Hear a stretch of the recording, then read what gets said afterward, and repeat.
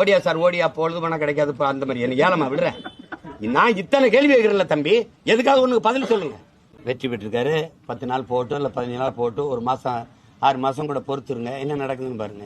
இந்த பாருங்க, சென்னையில் ஒரு போக்குவரத்து இதில் பேருந்தில் போன மாணவரை ஒரு நடத்துனர் அடிச்சு விட்டார்.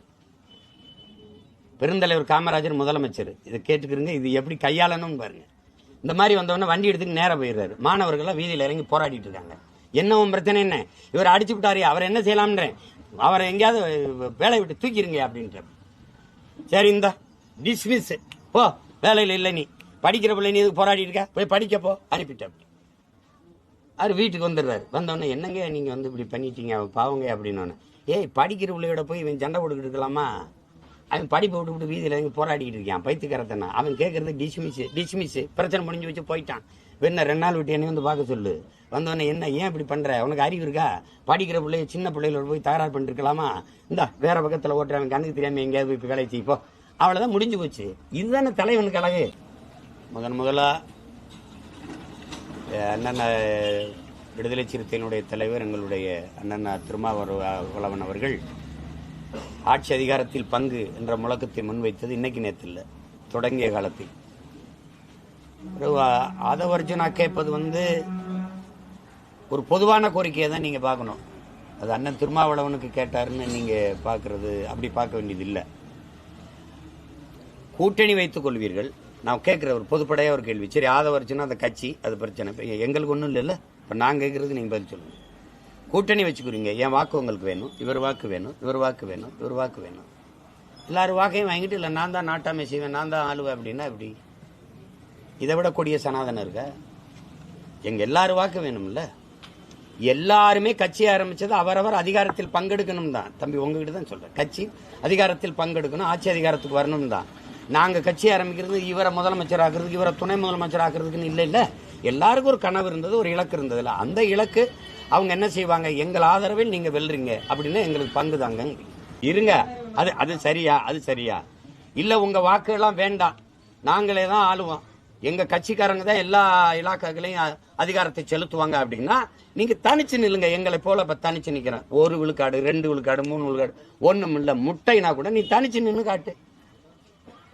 என்னோட வலிமை, என்னோட வாக்கு, என்னோட ஆட்சி நடக்கணும் தான் அந்த மக்கள் எனக்கு வாக்கு தந்திருக்காங்க அப்படின்னு நீங்க சொல்லி அதிகாரத்துக்கு வரும்போது யாரு கேட்க போறா? நீங்க தனிச்சு நின்று வெல்லுங்க, அப்புறம் வந்து சொல்லுங்க. இல்லைன்னா எல்லாருடைய வாக்கையும் வாங்கி வலிமை பெற்று அதிகாரத்துக்கு வரும்போது பங்கு கொடுங்கன்னு கேட்கறது ஆதவர்ஜுனா பேசுறாரு, எங்க அண்ணன் திருமாவளவன் பேசுறாருன்னு இல்லை, பொதுவான கருத்து இதுதான் சரியா இருக்கும்னு நம்ம சொல்றோம். அதுல என்ன உங்களுக்கு பிரச்சனை? அதுல ஏற்கலையில யார்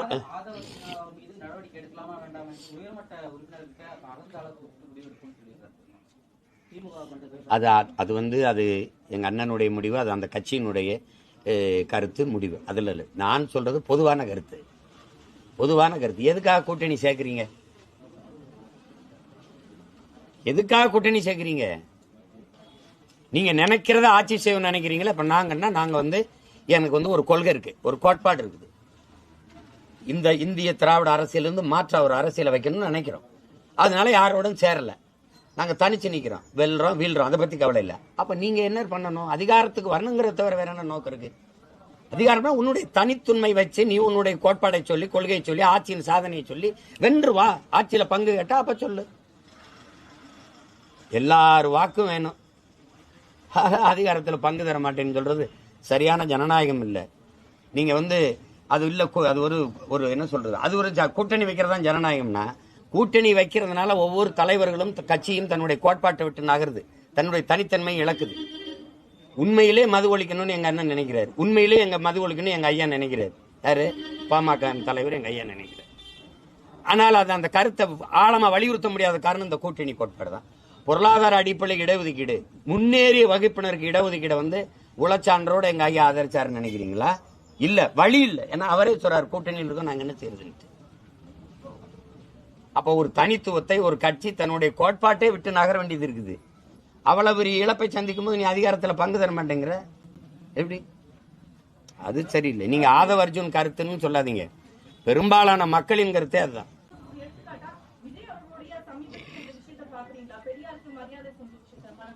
பெரியாருக்கு தமிழ்நாட்டில் யார் செய்யல? பிஜேபி வேணா செய்யாம இருக்கும், வேற யார் செய்யல? எல்லாரும் செய்யறாங்க. என் தம்பி மாலை வச்சுட்டு பெரியார், நான் வந்து பெரியார் கொள்கையை பின்பற்ற போறேன், நான் திராவிட அரசியலை பின்தொடர்றேன், ஏதாவது பேசினாரா? மாலை இடுறதுனா நீங்க உங்களுக்கு ஒரு ஒண்ணு என்ன செய்தி சொல்றதுன்னு தெரியல, ஒன்னே திராவிட அரசியலுக்கு போயிட்டாருன்றேன். நான் என்ன இப்ப என்ன கேட்கிறேன், பெரியார் என்பவர் பொது தலைவரா, பொது அடையாளமா, திராவிட அடையாளமா? மாலையை வச்ச உடனே திராவிட அரசியலுக்கு போயிட்டாராங்கிறீங்க. இப்ப தெரியுதா? பெரியார் தமிழருக்கான அடையாளமோ குறியீடோ, தமிழ் தேசிய இனத்திற்கான அந்த தமிழ் தேசிய அரசியலுக்கான தலைமையோ குறியீடோ இல்ல. நீங்களே சொல்றீங்க. அது வந்து அவர் பெரியாருக்கு போயிட்டார், அப்ப திராவிட அரசியலுக்கு வந்துட்டார். அது திராவிட அரசியல், திராவிட அரசியலின் குறியீடு. அதுக்கு 2 நாளைக்கு முன்னாடி ஒன்று இருந்தது. என்னது? தனித்தமிழ் அடிகளார், மறைமலை அடிகளினுடைய நினைவு வந்துச்சு. தமிழ் தென்றல், அது தனித்தமிழ் அடிகள், இவர் தமிழ் தென்றல் திருவிக்கா, அவருடைய நினைவு வந்துச்சு. அதுக்கு இவ்வளவு பரபரப்போ மரியாதையோ இல்ல. அதுக்கு பிறகு எங்க தாத்தா ரெட்டமலை சீனிவாசன் நினைவு வந்தது, அதுக்கு இவ்வளவு பரபரப்போ மாலை இடுதலோ மரியாதையோ இல்ல. இது ஏன்னா எங்க அடையாளம் உங்களுக்கு தெரியுதா?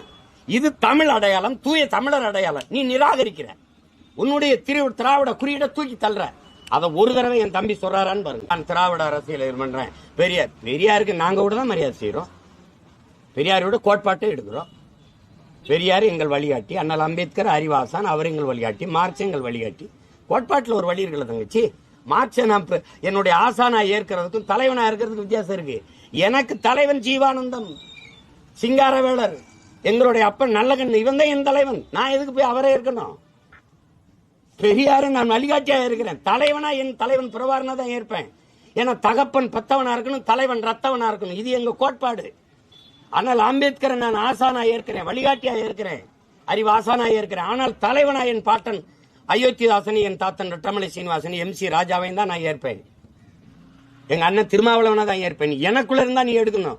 நீ அங்க போய் கூட்டிக்கிட்டாதான் தங்க. அதெல்லாம் தகப்பனையும் தலைவனையும் கடன் வாங்க முடியாது தங்கச்சி. யாரு எந்த மக்களுக்கு இடதுசாரி தத்துவம் தேசிய இனங்களின் உரிமைக்கு நிக்குதா? அண்ணன் உங்ககிட்ட தான் கேட்கிறேன். நிக்கல. உழைக்கும் மக்கள் இடதுசாரி தத்துவத்தை ஏற்ற ஆளுகிற கேரளா உலக பாட்டாளிகளை ஒன்று கூடுங்கன்னு சொல்லுதா இல்லையா? தொழிலாளர் தினத்துல உள்ளூர் பாட்டாளி வாழ பக்கத்தில் இருக்க தமிழ் பாட்டாளி சாகட்டும்னு எனக்கு தனி தர மறுக்குதா இல்லையா? இங்க எங்கே பொது உடைமை இருக்கு, எங்க உலக தொழிலாளியின் ஒற்றுமை இருக்கு? இவ்வளவு பெரிய நாட்டிலே இருக்கிற இடதுசாரியே தேசிய இன உரிமைக்கு நிக்கல.